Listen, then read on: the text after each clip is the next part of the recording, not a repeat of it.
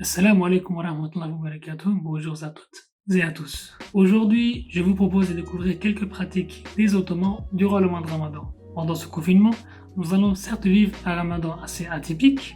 Il n'y aura pas de mosquée, pas de tarawih, du coup, pas de repas entre familles, enfin, en dehors de la maison, et évidemment, pas de repas entre amis. Alors ça va pas forcément être un Ramadan beaucoup plus difficile, c'est juste qu'il sera beaucoup moins vivant. Du coup, afin de vous changer les idées, je compte vous emmener quelques instants dans l'Empire ottoman et spécialement dans les rues d'Istanbul. C'est parti.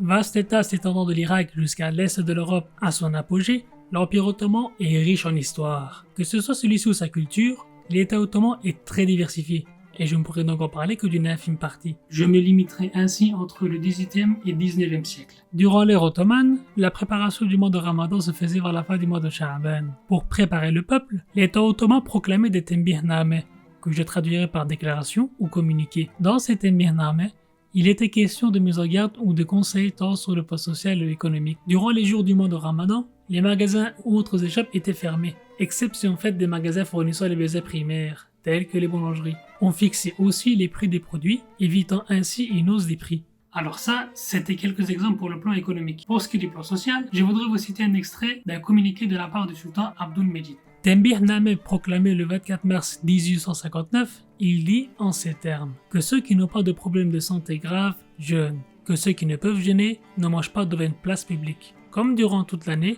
veuillez faire attention à la propreté, et spécialement durant ce mois de Ramadan. Ne jetez donc pas vos ordures dans les rues. Toutes ces déclarations officielles amenaient l'enthousiasme du peuple pour le mois de Ramadan. Les rues et les mosquées étaient ainsi éclairées de plusieurs torches de milliers de lanternes, mettant ainsi en scène un fabuleux spectacle pour les yeux. On appelait d'ailleurs ces rues Ramazan Soka, littéralement la rue du Ramadan, ou bien la rue du mois de Ramadan. Cela se fait toujours d'ailleurs. Les mosquées sont illuminées durant une petite partie de la nuit. Quant au minaret, on leur attache une sorte de banderole souhaitant la bienvenue au mois de Ramadan. Et ceux-ci sont d'ailleurs embellis d'espèces de guirlandes, leur permettant ainsi de briller sous la lune. Tiens, parlons-en donc des minarets.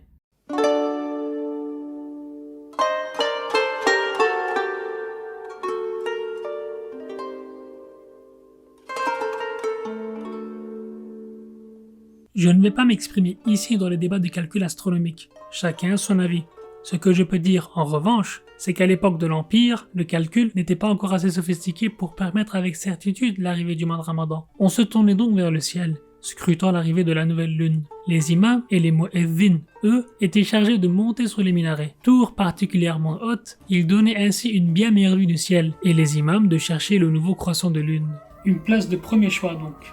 Quand quelqu'un voyait enfin la nouvelle lune, on se précipitait pour annoncer la nouvelle dans tout l'Empire. De ce fait, on rentrait officiellement dans le mois de Ramadan. Et la nuit même, les prières spécifiques au mois de Ramadan, les prières de Tarawih, commencèrent. Alors vous pensez bien qu'à l'époque il n'y avait pas Facebook, ni Twitter, ni Instagram. On envoyait donc des messagers sur des chevaux. Mais évidemment, la nouvelle ne se propageait pas aussi vite que sur Internet. Du coup, il arrivait que parfois, certaines contrées n'aient pas reçu l'information avant, ce qui avait pour conséquence que certaines régions jeûnaient voire 2 jours en moins. Alors voilà, ça c'était plus du côté organisation de l'État. Mais comment est-ce que les Ottomans vivaient, eux, le mois de Ramadan? Comme vous vous en doutez, durant le mois de Ramadan, les rues d'Istanbul sont plus ou moins vides le jour, tandis qu'elles sont plus ou moins vivantes la nuit. Comme je l'ai dit précédemment, magasins et autres sont fermés durant le jour, mais elles sont ouvertes durant une petite période de la nuit, permettant ainsi aux citoyens d'en profiter. Malgré l'ouverture des magasins la nuit, Murad Jadorson, célèbre diplomate suédois, met en évidence un point très important, le silence des rues.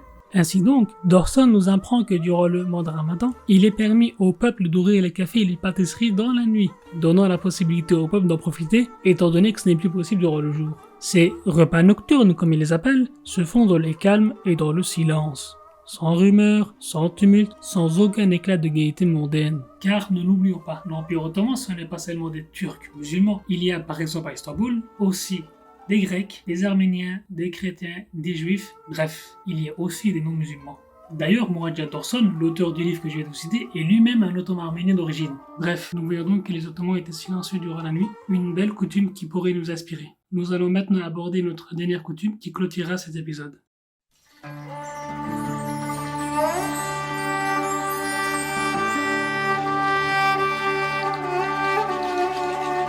Trouvant son origine durant la période des Selçukides, la pierre de charité était une pratique où les personnes aisées venaient déposer de l'argent pour faire profiter ceux qui étaient dans le besoin. Ressemblant à des stèles ou des autels, ce sont de petites colonnes de pierre mesurant environ 1 mètre et ayant sur leur côté un petit creux permettant de déposer l'argent. Alors certes, cette pratique se faisait pendant tout le long de l'année, mais étant donné que pendant le mois de Ramadan, les actions sont doublées voire découplées, c'était spécifiquement à cette période-là que la pratique se faisait. L'une des caractéristiques particulières de cette pratique était que tout se faisait dans l'anonymat. Ainsi, ni le donneur ne se prendrait d'orgueil, de même, ni le nécessiteux serait rabaissé. Cette pratique était donc un moyen de rédemption pour les donneurs, un espoir pour les nécessiteux. Cette pratique symbolise donc très bien l'un des esprits du mois de Ramadan, qui est le partage.